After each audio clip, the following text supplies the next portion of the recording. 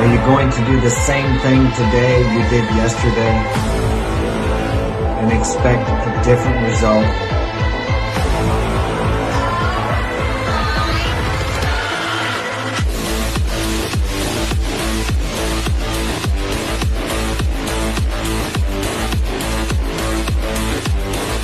Change what you think, change what you do, and tomorrow will be different from today. You know why it's so simple for me? Because I have a lot of experience.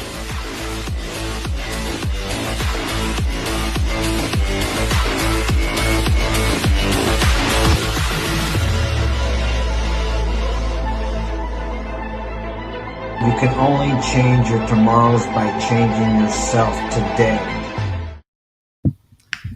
Let's go. Welcome to another edition of Mark's Inspiration, the Power is Within podcast. And tonight we have a special guest. Glenn Lawrence has been kind enough to grace us with his presence. He is the epitome of masculinity. Quite the man. He's got some good stuff for us tonight. Let's bring him on. Hey, Glenn, how you doing, man? Doing good. How you guys doing? Good. I'll introduce you to these guys here, or you guys introduce yourself. This is Glenn. Hi, I'm Claude. I'm 20. Pleasure to meet you. I'm Pauline. I'm 15. I'm Brado. I'm 15. All right. And I'm you're Henry. the I'm birthday, 19. right? Yeah, Birthday boy. that's me. Yeah, three of these belong to me. And Brado, the one making the noise, he's the kid down the I'm street. adopted. Yeah, he's adopted. He just hangs out here and joins our podcast. So Yeah, glad I you- adopt a few every once in a while. glad you could make it, Glenn. Hey, tell us something about yourself. How'd you get into this, helping men and the manosphere, as they call it, or tell us how you got involved in that. Best way to put it is that I would be called a blue pill alpha. Okay, so I was always naturally very alpha, but I had the blue pill mindset. Yeah. And I went through a very rough divorce after 13 years of marriage. Sure. And just kind of went through the whole gambit that every other guy that gets zeroed out kind of goes through, and it opened up my eyes to a lot of things. And I turned 38 in a month, so Young man. yeah, I still got some youth to me, Yeah. but I've lived a very intense, crazy life, from military to competing in bodybuilding to acting with some of the most top A-list actors to being a corrections officer. I mean, I have lived a very unique life. So I bring that with a lot of experience with helping other men walk off the ledge, trying to get them back. You got a lot of years to go too. I hadn't. You sent me those two photos I was going to use for the thumbnail, and they disappeared. So I hadn't looked through your social media, but I was looking through your Instagram, and I saw one of the photos. I guess when you were bodybuilding, and you got quite ripped there. I didn't know you were that big. So So like impressive. And I walked on stage, I was 215. Yeah. And 4% body fat. Yeah, he was ripped. Yeah. Yeah. It was definitely fun times. Well, that's cool. Well, today we're talking about the effect of social media on dating and relationships. What's your take on that? Of course, you're 38, so you were around when social media hadn't even started yet. Right? Yeah. I know I was, but I was. I remember the day the internet happened. Oh yeah. What year was that? When did that start? That was I don't in 95. I mean, okay. the intranet came out in 94. Okay. But the internet came out in 95. I remember that. The dating and relationships have changed completely due to social media. There is no exclusivity in this culture anymore. You have to understand women's nature. And you have to realize that attention is gold in women world, as Rollo would say. Yeah, the coin of gold. Yeah. So the social media is a platform for women to get unlimited attention. And they're just like having too much of anything is bad for you. Right. The way that women get attention on social media is bad for them. Because before, the only attention that they were getting was from their boyfriend or from the guys in their neighborhood, the Right. local community. It was a healthy dose of attention. Yeah. Now their level of attention is attention on steroids. And Yeah. it's like they don't know what to do with it. And it gets abused and it gets to their head. I mean, there's articles about girls offing themselves because they didn't get a like in their picture or Really? they didn't get enough likes on their picture. So, I mean, you could see that it's like when you have too much of anything, it could be very bad. And I think in our society now, relationships and social media do not really blend well. Yeah.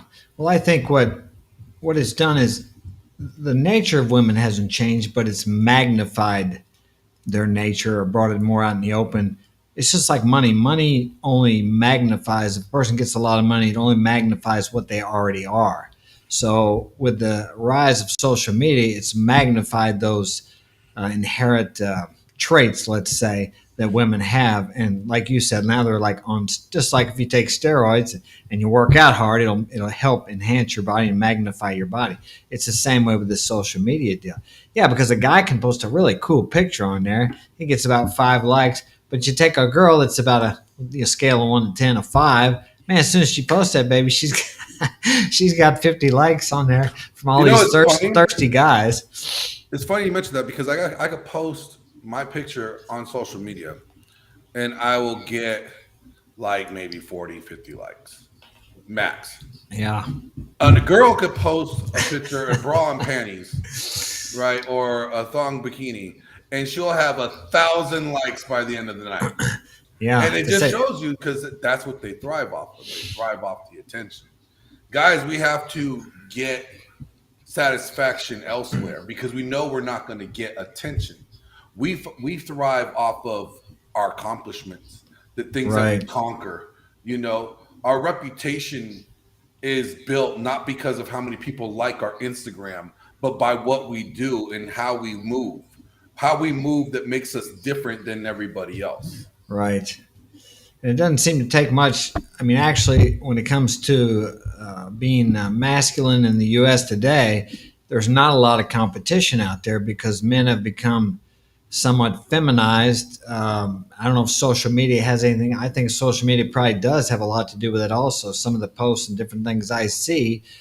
And I did not realize through social media, or I learned it through social media, but in there, there's a lot of things that really bash men and masculinity, telling them to, well, you might have been on the show with Thor where we talked about vulnerability. I see even some dating coaches pushing vulnerability, like you're supposed to be open and it's okay to show your feminine side. And women don't like that. I don't care what they say, but watch what they react to and how they respond to that, not what they say they like. And I see a lot of that being pushed. And of course, social media is, if you got a phone, you have social media. So these things are, I don't want to say pushed upon people, but they're subjected to them over and over again. And men get to thinking, you talk about the blue pill. I was somewhat like you. I was alpha until I was about 30. And then I thought, well, I need to try to be a good husband and a good father. And I'll tell you the truth.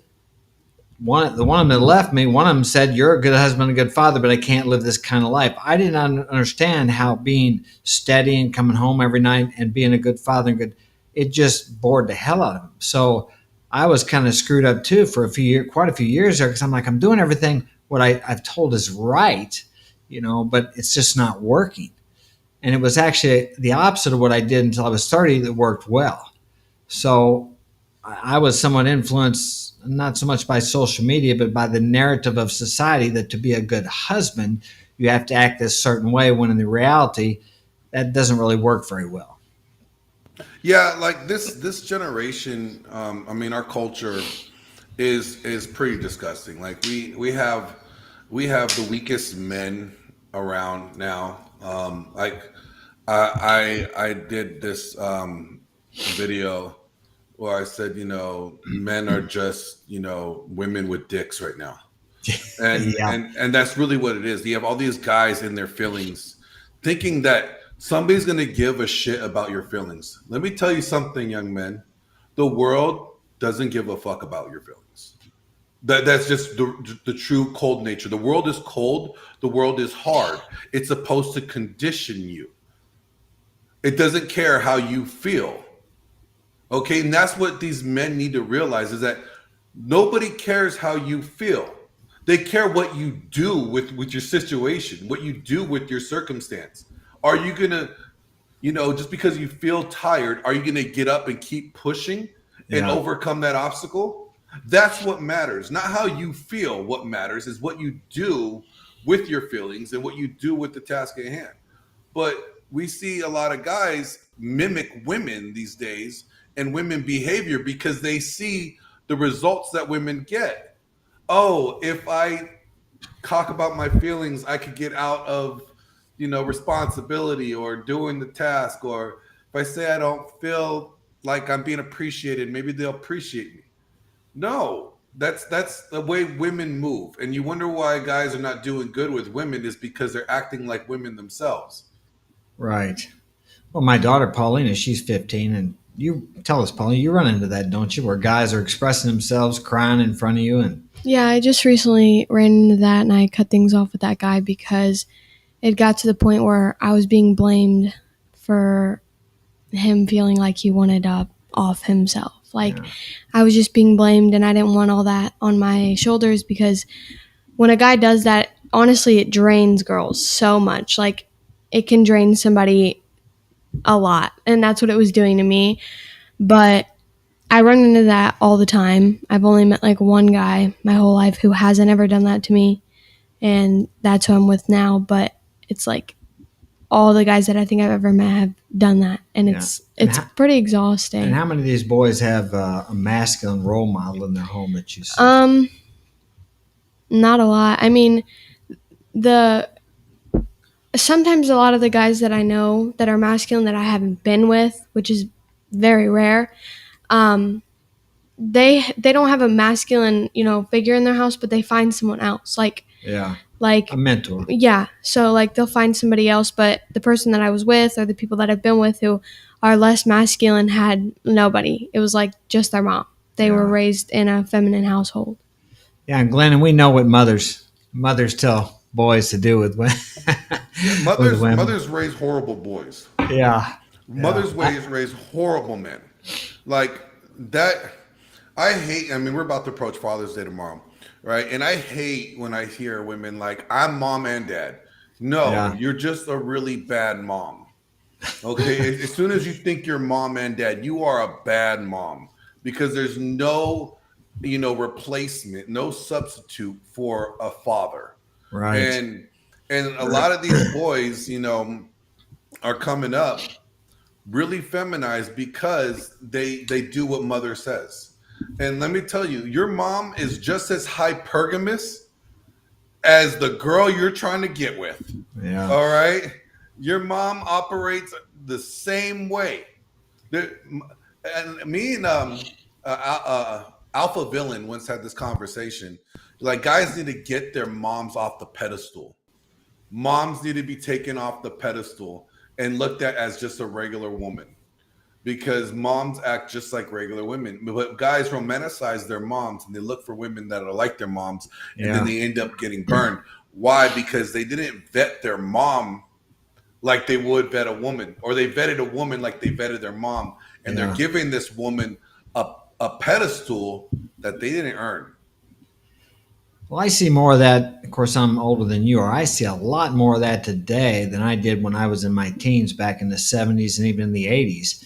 Women were not, I mean, you had the occasional guy that we called him being pussy whipped, is the word we use, but the guys would all call him out on it. But it was rare. You did not see young men in their teens and 20s pedestalizing girls like you see it now. It's just completely different. And you also back then, it was always a bunch of guys hanging out and talking, and being men together. And I don't see that as much as I used to. I see it sometimes over at the park in the what we call the redneck community, the farmer guys. Now they still hang out together if you get out in the country, but you don't see as much of that either. I guess because back to social media, everybody's on their phones, they're playing Xbox or whatever they're doing. They're not out there intermingling with other young men, and I think that's part of this. Our electronic age is kind of knocking the masculinity out of men. Yeah, no. Men have lost their way in understanding masculinity. What is considered toxic is beautiful for men. Like I said it today in your podcast. No, every woman wants a toxic man. What they're considering toxic masculinity, every woman wants those qualities. They want a guy that will be able to be protective. They want a guy that's going to be a go-getter. That's a risk taker. Because people that don't take risks don't achieve much. They stay in their safe zone. If you want to capitalize and be successful in this world, guess what? You have to take risks. And according to the the APA's list of toxic masculine traits, taking risk is a toxic trait. Well, guess what? It takes being toxic to do something great, I guess, So, fuck me, I'm toxic. Yeah. Well, I've taken a lot of risks and failed a lot of times, but yeah, like you said, you got to take some risks. But I'll be 62 this month, and sometimes I can just sit and think about the memories, the good and what some people would call bad. And I have had such, like you talked about, I've had such an enriching life. And it took all that. It took all the risks I took that didn't work out good to make that adventurous life that I've had. And you go back to that, you said something that reminded me too. Men need challenge. Men need adversity to grow. And that's why, nobody cares about how you feel. You have to take care of yourself. And, we all need people, I believe. Well, we're all interdependent, but and men, especially young men, if you don't have a father in the house, you need to find a mentor, someone that can show you how to be a man. Because it's like, especially in today's society, it's like climbing Mount Everest. If I'm going to go up Mount Everest, I'm not going to try to do it by myself. And in today's society, it's tough to be a man. I think it's more difficult to grow up now as a young man than it was for me. I think the 50s, 60s, and 70s and early 80s were probably the best time to grow up in. What they have to deal with today, even though life is easier and more comfortable, actually that's a liability compared to when I was a kid and we didn't have to wear all the helmets and the shin guards and we could climb trees and we could just take off. And we were talking about that today. We were walking out in the state park, and I said, if you were 10 years old, and I said, climb down that bluff there if you want to, and I let him do it and he fell, then I would be in trouble for whatever they call it, child endangerment. Child endangerment. But yet when I was a kid, we did shit like that all the time. And it's just such a different society. We continue to try to make it so more safe and more comfortable that we're killing our young men. Well, that's a funny thing you mentioned that, because, men are not safe. Men are not supposed to be safe. Men are supposed to be good. And I take that from a C.S. Lewis quote from Lion, Witch, and the Wardrobe. When he was writing this, he's referring to Aslan, the lion. And he's like, they asked him, is he safe? And he's like, no, of course he's not safe, but he's good. And and if you understand what the Lion, Witch, and the Wardrobe references or refers to Aslan is supposed to be God from the Bible, right? And he's basically saying God is not safe, but God is good. We are supposed to mimic after that, right? Yeah. And men are not supposed to be safe. We're supposed to be good. You know what safe means? Safe means a girl could do you wrong and there's no consequence. She feels safe around you. Okay, that's safe. Good means, you know what, you're not going to do me wrong, but if you do me right, I will take care of you. If you do me wrong, I will give you the justice you deserve. Okay, but modern men are so trying to appeal to the safetiness for women that they're forgetting how to be good, and you can't mix the two. Being safe is not being good. Being good is being good. Being safe is a facade. You're masking that you're not good with trying to show safety. Right. Well, I think that's where nice guys, they talk about nice guys, and they also say that it's not, you can't be yourself. Well, you can be yourself if you're the kind of man that women like. But if you're not, and you're this, some people think being a nice guy is like going along with everything. If the same nice guy goes along with this woman, he wouldn't go along with his buddy. If his buddy wanted to go somewhere he didn't want to go, he would say, "No, I don't want to go there." But with his woman, he'll say, "Oh, okay, let's go." So in reality, he's not being himself. He's trying to get her approval. He's supplicating to her demands, thinking that he's going to get what he wants from her. And we got, well, I think you might have been on the show we did where, was it Tom Googled how to treat a woman or something like that? Yeah. On Thor's. I mean, that's all the things you want to do if you want to be treated like crap and be taken advantage of. But that's what the narrative is out there for, they tell young men. And of course, everybody's on the internet now, so they'll Google, well, if they don't know anything and they don't have a mentor, they don't have someone who knows the ropes with girls, let's say, then they're going to Google it. I Google shit all the time. And that's what they're going to find, unless they get on YouTube and try to find some of the red pill content. But some of that is really overboard also. I mean, it's like a religion.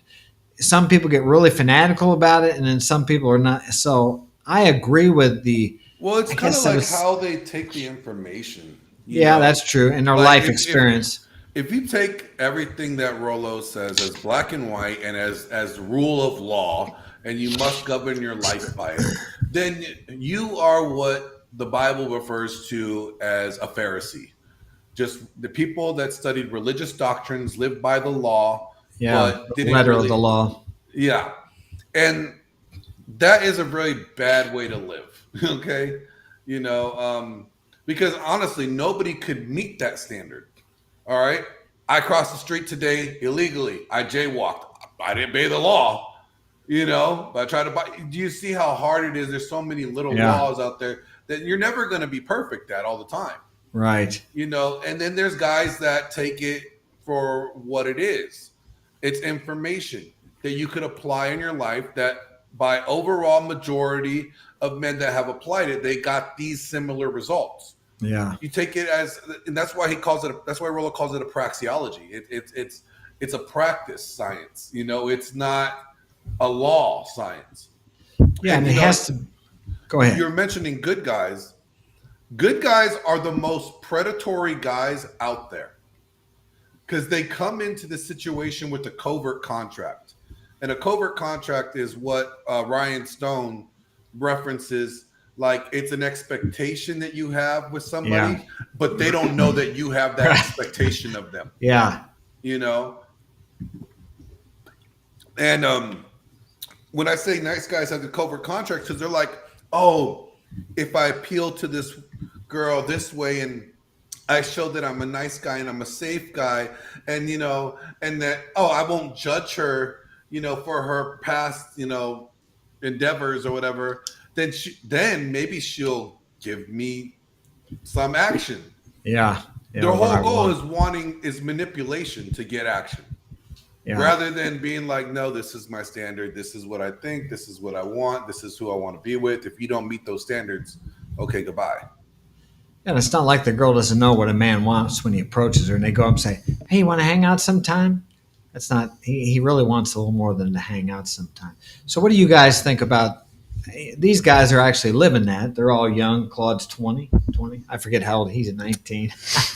I got so many kids I can't remember how old they are. But you guys are actually out there in the trenches, so to speak. What's your Claude? You got something to say on that? No, I was just agreeing. Yeah, we are in the trenches. I guess it's kind of like that, Like it's easier for us to get with women because from what you've taught us and from everything that we've learned. And we're different compared to most of these, snowflakes or whatever you call them, or simps, because it's easy to pick up girls because I don't have to, supplicate to them, or I just act like myself. I'm straightforward and honest, and that's the difference between me and a lot of these guys nowadays. Like you guys were saying, their ultimate goal is to, try to get something from them. Yeah, so. I mean, sometimes. Like I'm busy really often with all the stuff that we're doing now, and some girls will text me like why aren't you talking to me anymore? Well, I'm busy. I ain't got all the time what Henry said, most guys just try to get something out of it, but if you just be yourself, it's like a lot easier. So it's like what Claude said about if he's busy with something, if you're just doing yourself and being you, it's a lot easier to get with females nowadays because they always think with other guys, oh, he's free all the time because they're constantly texting them every like 30, 40 seconds. And not only that, they're always answering calls or texts or snaps on Snapchat. And it's just like, when does it stop? Yeah. So how do you guys deal with that if you're with a girl and she's on her phone? I mean, she's on her phone all the time. What do you do about that? Usually when I hang out with females, she's not on her phone all the time, so I Yeah. don't really have to say much, you know. Yeah, Like, if they're really interested in you, they won't be on their yeah, phone. that's You usually. just But gotta if be interested. I guess, for example, if I was hanging out with a girl and she was on her phone all the time, I don't know, I would just tease her and take it away from her or something like that, or if she was just really paying attention to it a lot, I might just tell her to go ahead and go home or something. Yeah. You seem distracted or something, you know. Well, Glenn, you spoke about something on Thor's show. You were in the service and you mentioned something about I think it was you, about the guys in there are so soft that they can't maintain the weight. Was that you that mentioned that? And they're actually having to give incentives because they can't. So our military is becoming weak. And I think it all goes back to the time people are spending in their houses on social, or living vicariously through screens through adventures in social media. Yeah, so I was pararescue in the Air Force, and then I was security forces in the Air Force. And then when I got out of the Air Force, I started training the Navy. I was their fitness specialist. So I would make sure everyone from a captain to the lowest ranking enlisted member stayed in shape. And so rank didn't mean anything to me at that point. I would tell a captain to get his fat ass on the ground and do a push-ups. Oh, you like fat shamer. Oh, yeah, I would fat shame the shit out of them. It's because my job is to make sure that they maintain the standard that they vowed to make, to maintain. Accountability. So I'm the necessary evil, to get them in their position. And I wasn't always, when I got in the military, I wasn't always fit. I went through my fat phase. I mean, I got up to 285 pounds before I competed in bodybuilding. Yeah. So I know the struggle. I know how easy it is to get that way. But I also know how easy it is to be successful. And, I think that personally, our military is so soft because our military is sad. This is where it's sad because our military was our last line of defense, our last line of logic and reason. When they operate, we operate through logic and reason. When we tactically plan out our attack, we tactically move, we tactically do things because of logic and reason. And now it's so emotionalized, this captain is overweight, but he needs to make rank or he's going to get kicked out. Oh, can we fudge his numbers?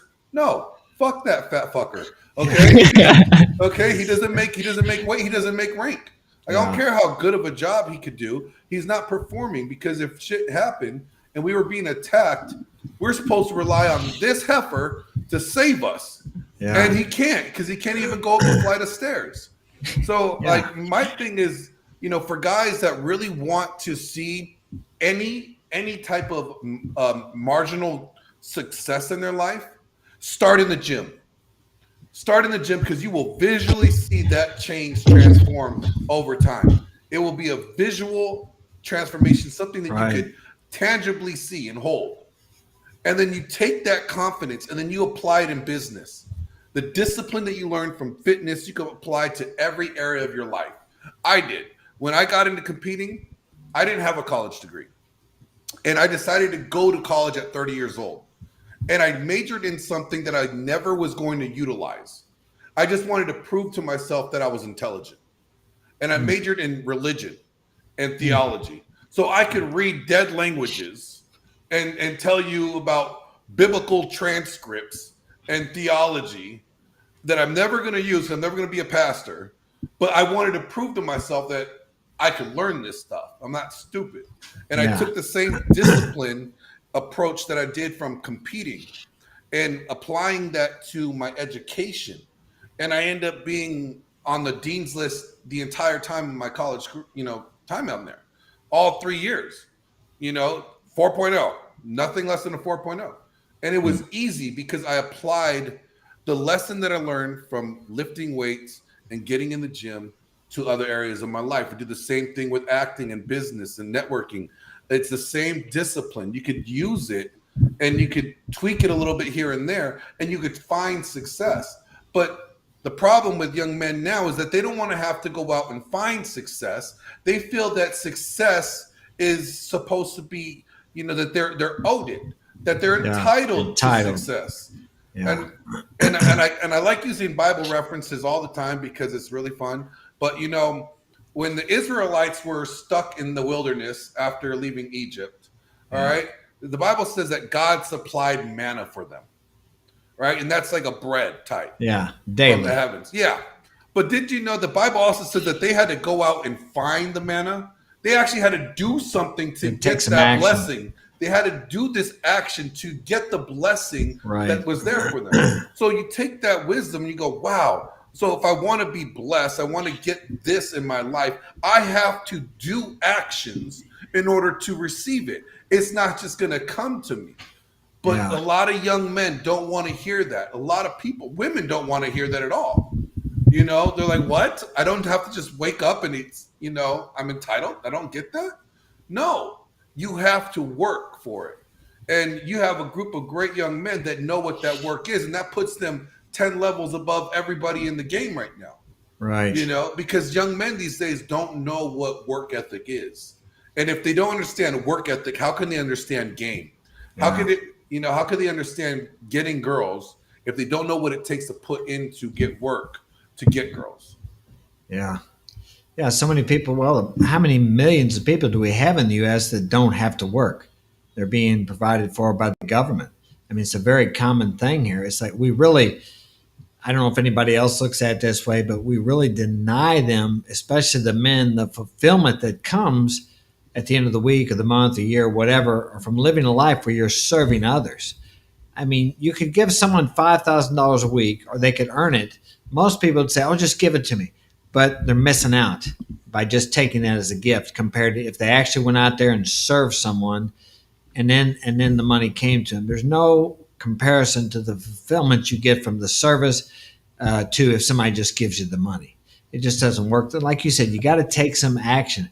I believe that you can have or be whatever you want to be if you visualize that, think about it, and keep it in your dominant thinking. But during those visualizations and dominant thinking, you will be hit with these urges to take action. And usually these actions involve walking through some fear. Now, that's where you got to take the action. It's not just, I suppose maybe there are some people that could just bring things to them. I don't know. I've never met anybody like that. But most people, you have to take action along with that. And that's where the fulfillment comes in. It's the journey. It's not the destination. I'm sure you've had a lot of goals. I have too. And it's great when you achieve them, but the thrill of that is about a few hours, maybe a day, maybe a couple days. After that, you got to start another journey because as a man, that's where fulfillment comes from. And I think it's kind of strange that the self-termination rates, the deletion rates in 2020 or during the supposedly sickness we had. Yeah, I don't know if we can say that or not now yet. But anyway, dropped. They were the highest ever in 2019, but they dropped during that. And I believe it's because there was a challenge, whether you believe it's real or not. There was adversity. There was a challenge, something for people to, let's say, fight against. So they had a reason to live. Because when we get on the other side, everything's going to be okay. As where before they're just existing in their, in their houses and coming home every night. The average person watches 5 to 6 hours of TV every night. I don't even have TV cable here, but 5 to 6, that's the average. Some watch more than that. Now that's what you're filling your mind with. And as well as I do, whatever I put in here is going to determine, because that's going to determine how my thinking is.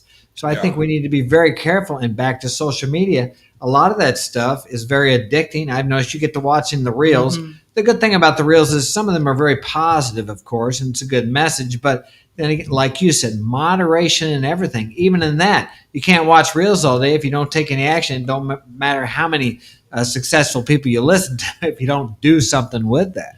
Yeah, a lot of people get stuck on that. They're like, oh, they follow their favorite influencer, whether they're positive or not. Let's just say they're really positive. Maybe they're all following Mark, right? Well, even watching too much of Mark is bad for you. Right. Because now you've consumed most of your time listening to Mark, but not applying anything.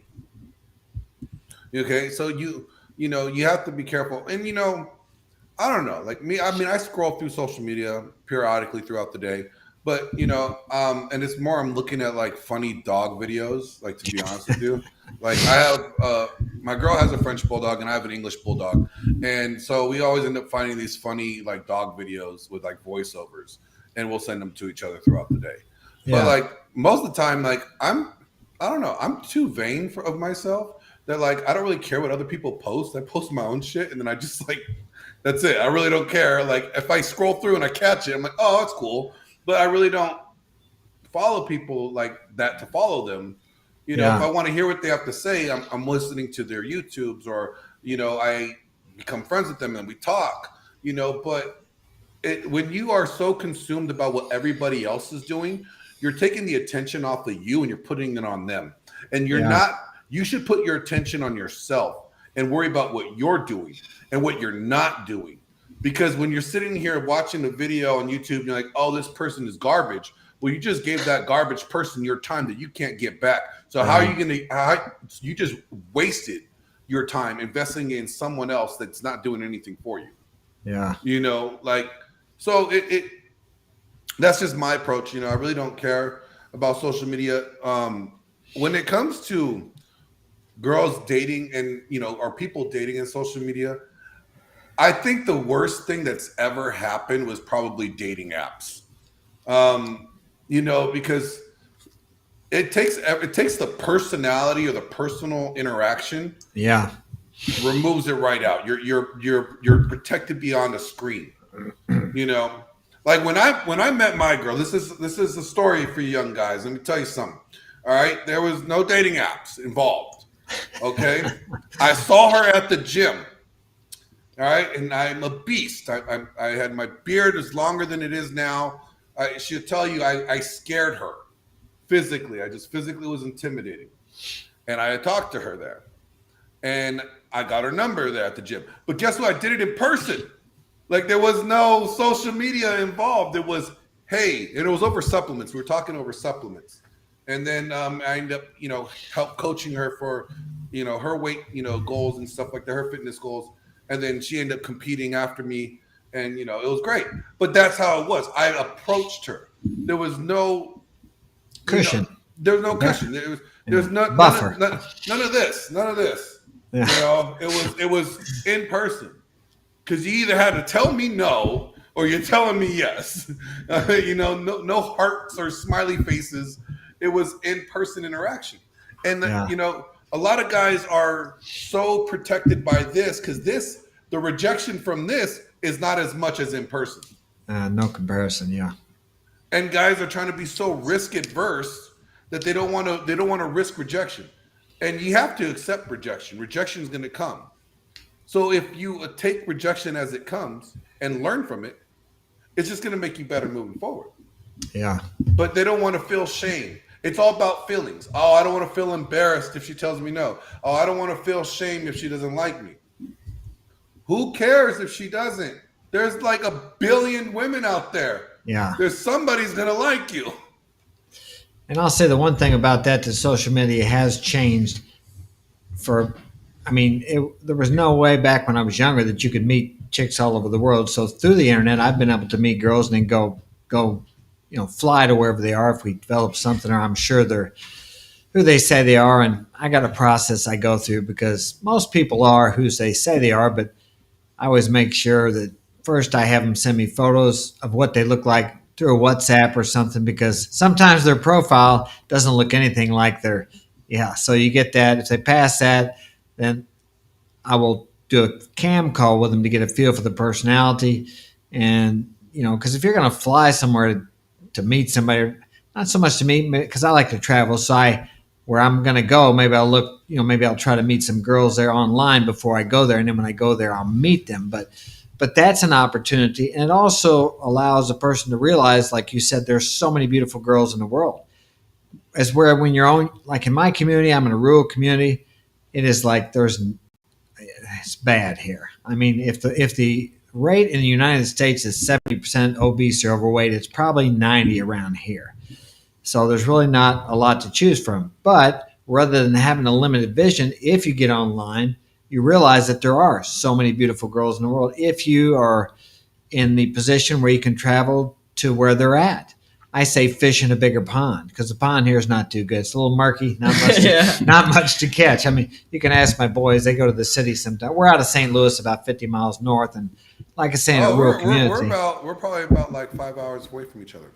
Oh yeah, where are you at? Right now, I'm in Wichita, flipping a house. Oh, okay. And I know St. Louis well. Like the supplement company that used to sponsor me is out of St. Louis. First Form, they're out of St. Louis. Yeah. So I used to fly into St. Louis all the time. Yeah. Yeah, I like St. Louis, like downtown. Did a lot of work downtown. They're kind of refurbishing downtown there, taking the old buildings. Yeah, I've worked on. I love like the old brick houses and the brick buildings that they have downtown St. Louis. Yeah, it's really really nice. I love the architecture.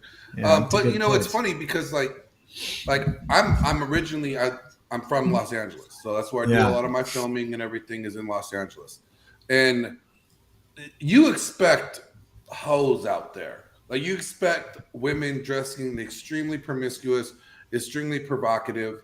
And I thought like coming out here to the Midwest, like the Bible Belt, that you won't see that as much. I have seen more purple hair feminists in Wichita than I have seen in Los Angeles. It's bad. Like every Starbucks, every Petco, every place, there's a woman with purple and pink hair. And she looks like she's hating life, and they dress like horribly. But I don't know. I digress. But on that statement. But it's what you mentioned about social media is interesting because now women are not just getting attention from the local pool of gentlemen. Yeah, they're getting attention from everybody across the world. Okay, there's like. I don't know how you guys are. Maybe you got a bunch of girls sliding in your DMs, but when I was single, that wasn't happening. Even when I was competing, I maybe had one or two, but nothing, crazy. And just think about it. Women are getting hundreds of messages all the time, and that gives them hundreds more options than you will have, and it just that's when it comes to relationships and I feel like there's a difference between men in control and controlling men. Like for me, I told my girl, look, the day you post something provocative on social media is the day that you're telling me that you don't want to be in this relationship. I'm not controlling her. I'm not telling her you can't post this. She has a choice. You have a choice. But there's also a lot of controlling guys out there trying to control their woman because they're afraid that they know that they have options. Now, I know my girl has options, and she has a choice to take that. That has nothing to do with me. All right? But my job, if I want her in my life, is to constantly be the best option she sees. Yeah. And that's competition. It's internal competition. Because I'm not just doing it to keep her, I'm also doing it for me. Because if I'm the best option always, regardless what she does, I have options. Right. And I think that's what happens sometimes when guys get in relationships. They become complacent. I've done it. And a girl is always in the game, but a guy is not. If he's in a relationship and let's say he's being faithful and he's not out looking, he's happy with her. But everywhere she goes, she's got guys hitting on her, even though she's not putting herself out there. Well, unless she's got the Instagram. But I agree with you there. There was a show Fresh and Fit had, and I don't know, there's 10 girls on there maybe, but I think there might have been only one or two that would give up their Instagram for their boyfriend. So it's like, they're putting themselves out there, and that's their option base. I guess some kind of a security. Well, it's their backup plan. Yeah, and all girls got a backup plan. All girls have a backup plan. They know guys that would give them attention or give them time if they decided to make a certain move, and that's just the reality of it. I mean, I think men have to be. Do you hear the saying that, as soon as you start chasing the money starts running? Mm-hmm. Yeah, I've Well, experienced as that. soon as yes. you start chasing the pussy will start running. Yeah. Okay, so guys are going to be less interested in chasing tail and more interested in chasing success and greatness, And when you do that, it's like, guess what? Pussy is not the priority. And when a woman realizes like her vagina is not your priority, they're going to be like, wait a minute, what is wrong with I need to make sure he wants this, Yeah. But when you're chasing greatness, you prioritize it differently. And I'm wearing like this shirt that says peace over pussy because too many guys have sacrificed their peace for pussy. Yeah. And I mean, I've done it. I'm sure, Mark, you've done it. Yeah. Oh yeah, more than once. and it's never works out well. It never does. It never works out. And this is an Alpha Villain shirt, so you guys can get it on his website, alphavillain.com. But it's a great statement because it puts things in perspective for me. And I wear this shirt out in public, and oh my God, when women walk by me, they're like, asshole. Yeah. And it's funny because it's like, well, like, nobody wanted yours anyways, like. Yeah. What do you guys got any opinions on that? I actually do have a question. So, talking about being like the best person, whenever you were going to school and working out at the same time, did you ever notice a similarity and consistency of doing both school and working out? Did you ever notice yourself being more confident? Oh yeah, like confidence, like, when I always say push to failure, right? And it's a bodybuilding term. And let's say like your max bench is, I don't know, maybe say yours is like 185. I don't know. You're smaller than me. So I'm going to say 185. Not saying you can't bench 315. Yeah, I know what you mean. All right. Let's say 185 is what is your max. Well, I would push you to failure. I would put 225 on there. And I would sit there and watch you struggle and how many reps you get. Maybe you get one or two. But those one or two, that's failure. Because you haven't gone that far before. So when you're like, oh, I didn't hit 10. I'm like, no, but you did 2. That's better than none. And that's where the confidence comes from. When you realize you are what obstacles that you're facing and you're knocking them down that you thought were going to be huge hurdles and you're demolishing them. Of course, your confidence builds. It constantly grows, and then you're like, wow, I got this.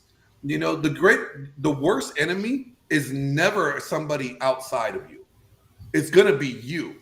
You are your worst enemy. You will always be your worst enemy because you're the only one that could stop you from actually achieving something. Because nobody, and out of all my successes that I've accomplished in life, and there's been a few, I have lost tons of weight, competed on a professional stage.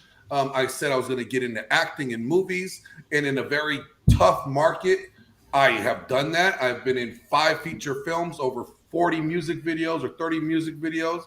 I'm credited on crew. I'm credited all over the place and voiceovers, and I've done that in less than 3 years.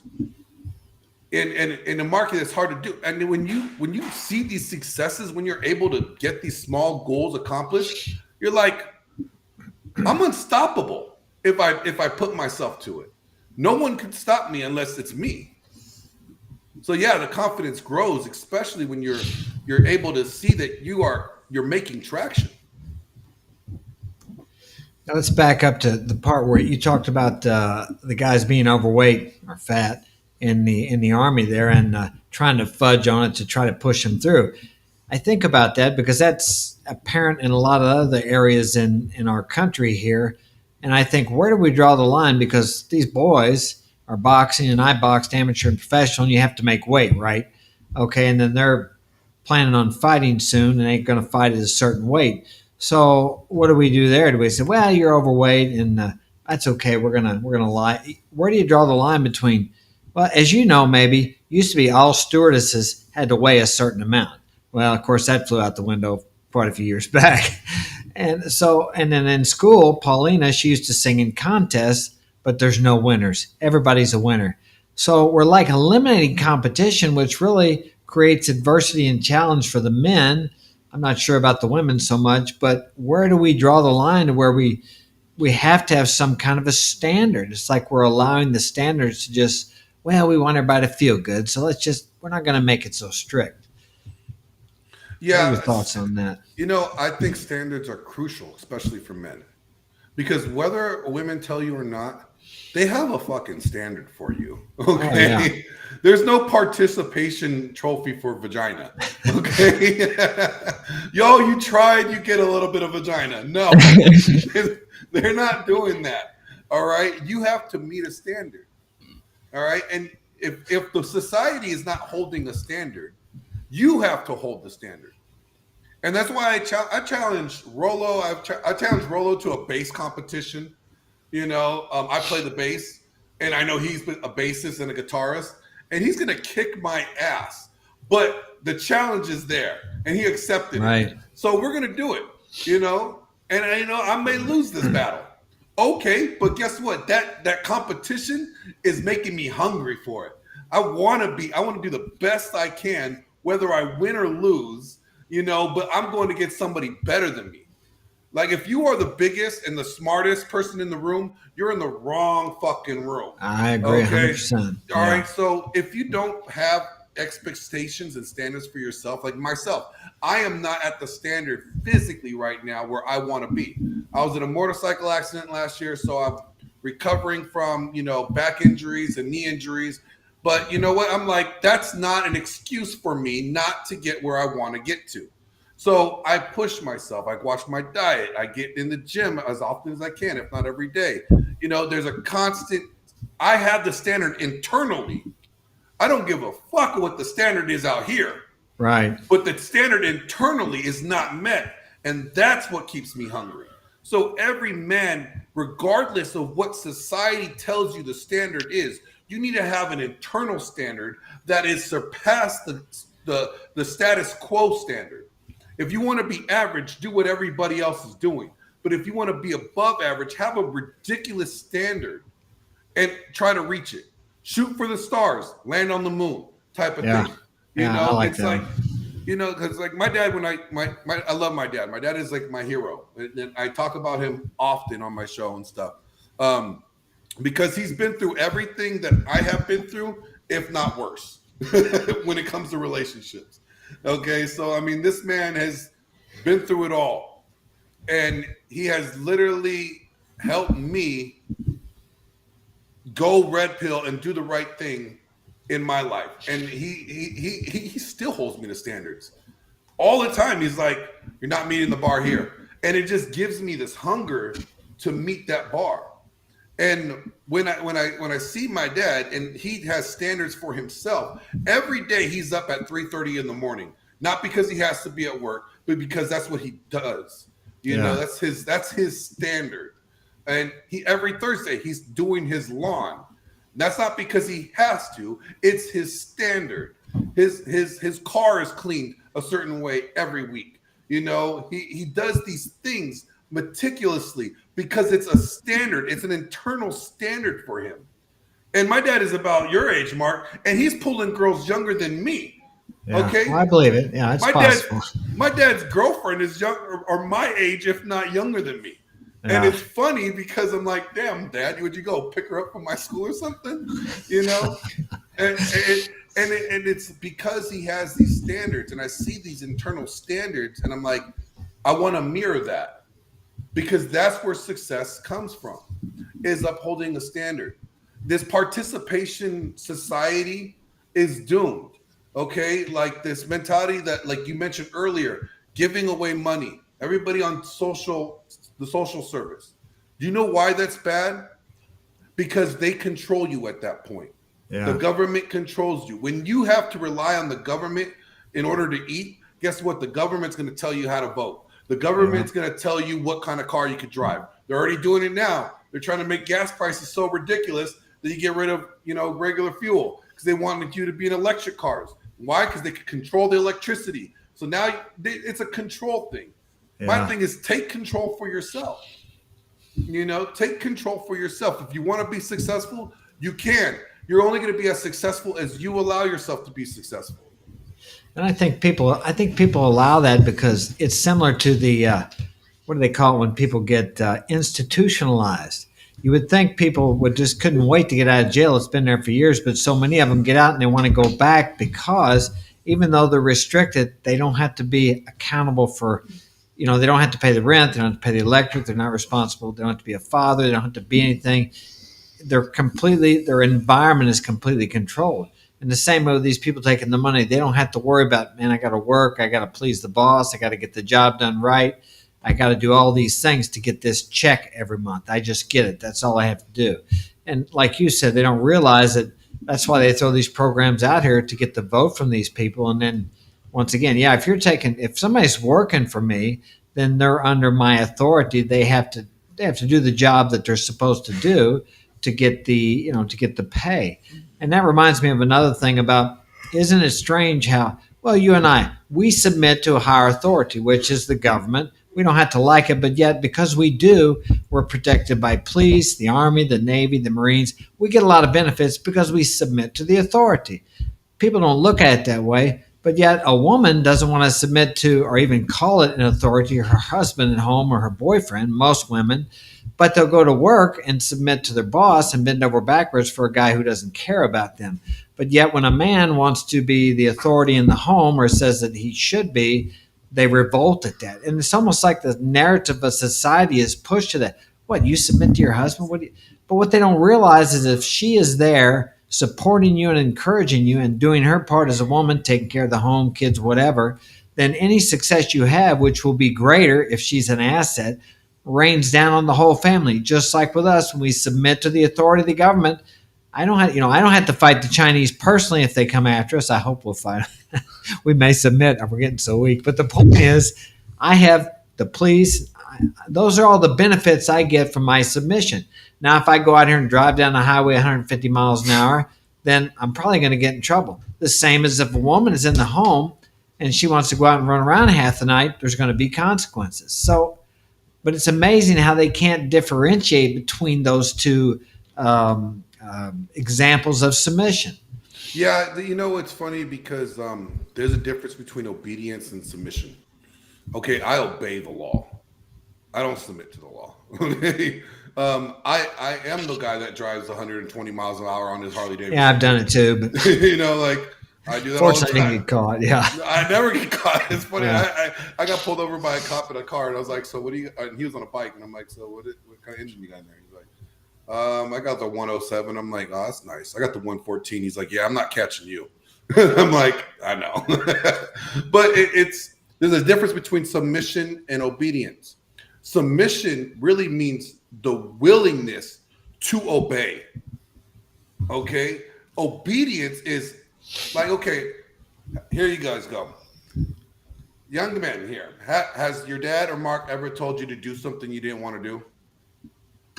Mm-hmm. And have you done it? Mm-hmm. You're obedient. Submission is doing it without him asking you to do it. Like if you know that he wants you guys home at 10 o'clock every night, and instead of asking how late you can stay out or waiting for him to tell you you have to come home at 10:05, you're home by 10. That's submission. You're submitting. The willingness to obey to the authority is submission.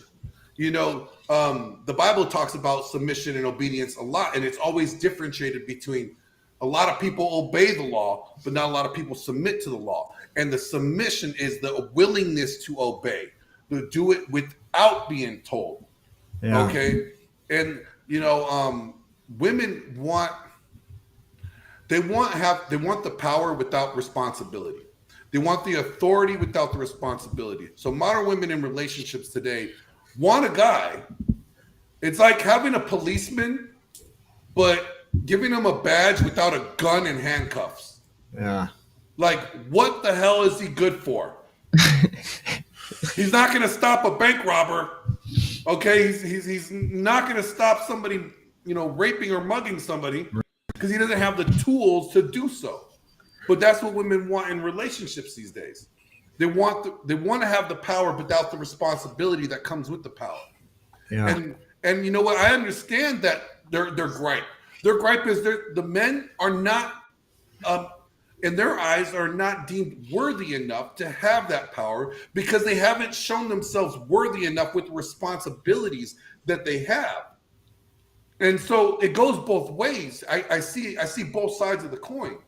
There's times where I lacked the responsibility of my position, and I understand why certain things happen because I didn't understand and appreciate the responsibility and the power that I already had. And when you do that, when you understand the power and the responsibility you have, and people see that you are a good steward of that power and responsibility, they are more likely to give you more power and responsibility. Yeah. But a lot of guys fall short of that because they don't know what it takes to be that guy. So a lot of women are hesitant. They're like, I really don't want to give him this because I don't know if he's worthy of this. Now, at the same time, there's also a lot of women out there that are like, no, I'm a boss bitch. I'm going to do my own thing, Yeah. And I'm like, to them, they're a lost cause. Yeah. But to the women there are women out there that want a man to take that place, but the man hasn't necessarily showed them that they're capable of taking that place because women find security in consistency. So if a man is being inconsistent in a lot of areas, she's going to lack the confidence to give him that power that his position is entitled to, but he doesn't get because he hasn't shown responsible. It's almost like being a lame duck president. Like you have the title, but you can't make any laws. Right. And I think that's part of the problem we have in the States today. Our men have become so weak, and we've tried to make things so safe for women, which was a good thing. But in the process, we've actually taken the power away from men, and we've infiltrated the family with so much government that the man doesn't have any authority in the home anymore. It seems like when it comes, if there's any kind of a disagreement, the courts become involved. And I don't know if maybe you've been through that. I have more than once, and you're screwed. And a man can really be beat down through the system. I have a couple times, and get to thinking he has to supplicate to whatever women want because all they got to do is say something in the court, like you seen the Amber Heard deal. Fortunately, he had it recorded. I've been in situations where I had it recorded too, but it wasn't allowed to be presented. I mean, it can be young men getting married really need to evaluate the aspects of what could happen if it doesn't work out, and they really need to vet their girls better because it's just not. I believe in marriage. I just not sure. I don't believe in marriage in the U.S. too much. So I would say I don't believe in marriage by the state. I agree. Okay. You do not have to get the state involved in your relationships if you don't want to. Okay, you can have a ceremonial marriage. You can have a religious marriage. Yeah. And it's not sanctioned by the state. And then you have to deal with what is it? Common law. Common law. Stay together for a while. Yeah. Common you gotta law, have to move out once in a while. Yeah. You just keep your own apartment. Have all your own mailing address. But I don't believe in the getting married by the state because I've seen that women abuse that. I mean, I literally read an article about 2 weeks ago where this woman is saying that I want my first marriage for money and I want my second marriage for love. I heard that, yeah. And I'm like, thanks for telling me what modern women think, because that's the pulse of modern women. They want to get with a guy with the money, and then whether they like him or not is irrelevant. As long as they put their 10 years in and they still look good afterwards, they're going to cash out and then get with the guy that they really want. And I'm just like, marriage today is not the sanctity and the institution of marriage. What it's supposed to be is beautiful. But what it is now is it's too much of a risk for young men. And I don't advise young men getting married by the state. There's other than health benefits that you could actually add your girlfriend to your work health benefits nowadays. If you wanted to, you could do that. I mean, really, other than that, it's just a loss for men. Like there's nothing you gain from it. So why put yourself in a losing position in a culture that they're telling women, you don't need a man, just get him for what he's worth, cash out, and then move on. So I would, if I was 10 years younger, I would never even think about marriage again. Like, I'm barely flirting with the idea now. And I have a wonderful girl. What would you tell? Because I'm not sure. Like the boys that want to have kids, it's like I don't know. What would you tell a young man he wants to have a kid or two kids? I almost tell him you better go out of the country, get yourself in a financial position where you can find a woman somewhere outside of the States and have a kid there, and so you can actually go and visit. I don't know how you could have a kid here in the U.S. I'm big on, like, all the guys need to get vasectomies, go nut in a cup, put it on ice, and then impregnate the woman that you want to once you vetted her properly. All right. Yeah, it's like freezing your eggs. Huh? Yeah, no, literally. I think if guys do that, guess what? We got rid of the whole Roe v. Wade issue. Okay. Women don't got to get abortions no more because they're not getting pregnant unless they are getting pregnant artificially inseminated by the guy that wants to impregnate them. Yeah. And it's not a oopsie, no mistakes. All right. You're not having to murder babies anymore. Okay. It cures that whole thing. And also it takes the power of life and from women's hands to men's hands. Now, men are in control of the birth. Men are impregnating the women they want to impregnate on their terms. Wait till they're financially secure to do that. Yeah. And there's enough women out there that will be surrogate moms. You could pay a woman to be a surrogate mom just like married people do. I've thought about that too, yeah. Yeah, I think that's a great way for guys that want to have kids but don't want to risk losing their kids in a divorce or a breakup. Then find a surrogate mom and impregnate her, and then now you have kids. She signs all legal rights away from the kids, and then there you go. Yeah. Because I have two kids and I don't have custody of them, and I know exactly what the court systems are like. Yeah, it's tough, and it's very difficult. But I take it on the chin, knowing that both these moms, well, one mom has already, ruined my daughter's life, and my daughter is coming back to me now, like, Dad, trying to establish that relationship, and it's great. And, my son I raised for 14 or 13 of his years. He knows deep down who I am. He just believes all his lies from his mom. Yeah. And it's like, okay, I'm going to give him his time to be angry and whatever and go through his life, and then he'll come back as well. And I'm okay with him doing that because he has to go on his own journey.